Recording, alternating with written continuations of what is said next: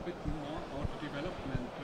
There are some fairly big changes, for example, in the governance. What was the main goal of these changes? Right. Well, the main goal is just more than anything else is to improve the game as much as we possibly can, right? And with any given expansion, there's always a lot of stuff that we want to do, and there's we never get a chance to do all of it. In Cataclysm, our team is bigger than it's ever been, so we're doing more than we've ever done before. That's both on the content side and on the game system side. So really, we've taken on bigger challenges, and we're hoping to improve the game as much as we possibly can. And a lot of times you can improve it by simplifying certain things. And I think talent trees were one of those cases where their simplification is going to lead to a better system that has more interesting choices, is more fun to play with in general.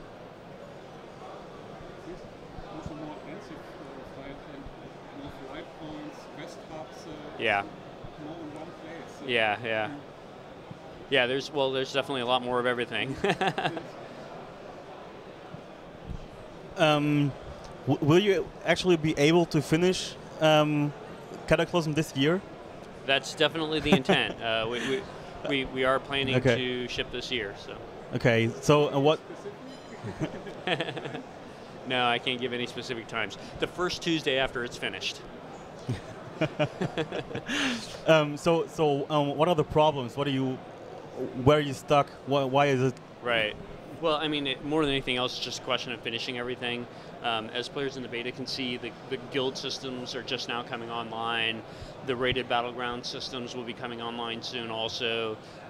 Tolbarad is just starting to come online. So there's a lot of content and game systems that are all just kind of coming together right now, and we'll be spending the next several months, fixing bugs, polishing it, tuning it, balancing things, all that kind of stuff. And that takes time. So, what happened to the dance studio? Did you Right. discard it? Or well, we haven't discarded it, and it has actually made progress in the last couple of years. Just not enough progress yet to where we can really make it a full feature. The dance studio, more than anything else, requires a lot of animations to make it work.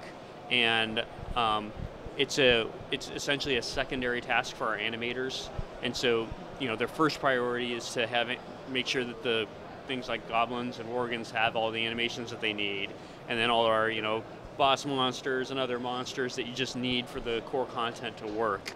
And then any time they have left over after that can be devoted to continuously adding more dance animations.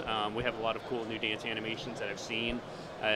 It's not enough yet to make a full feature out of it. You got to be able to do a lot of stuff. So it won't be in this. It won't be with the 4.0 patch, but it could be in a patch somewhere in between now and the next expansion. It's hard to say. For Cataclysm, usually you had planned the Path of the Titans. Right. Are you planning to deliver that later with a patch, or right. What are the plans for that? It almost certainly would not be part of a patch. We may end up doing it as a part of an expansion in the future.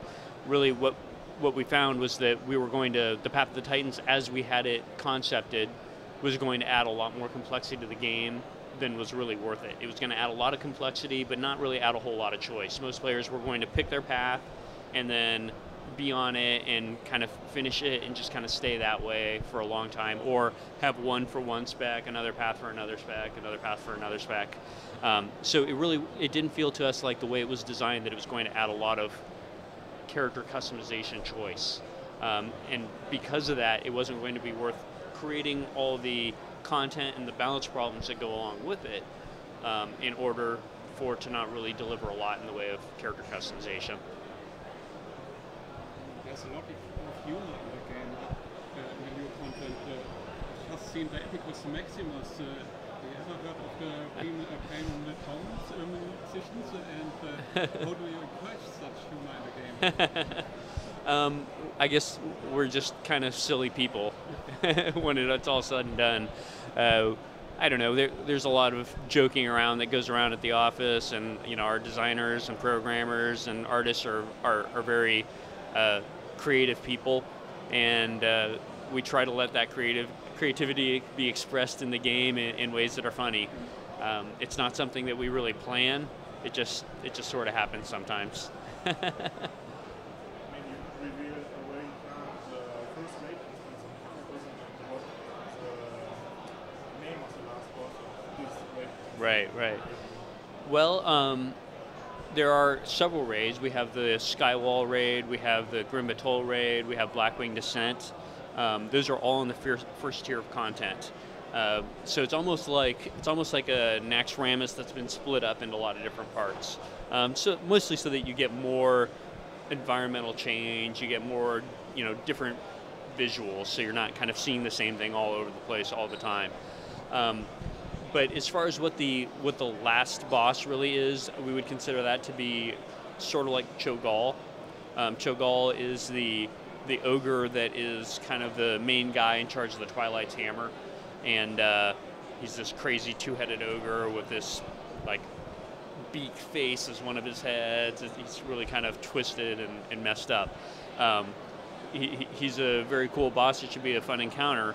Although after that, we do actually have another boss that unlocks. So if you beat Cho'Gall on heroic difficulty, then there is another boss that comes after that. So you could kind of call that boss, which is Sinestra, you could call that the final end boss.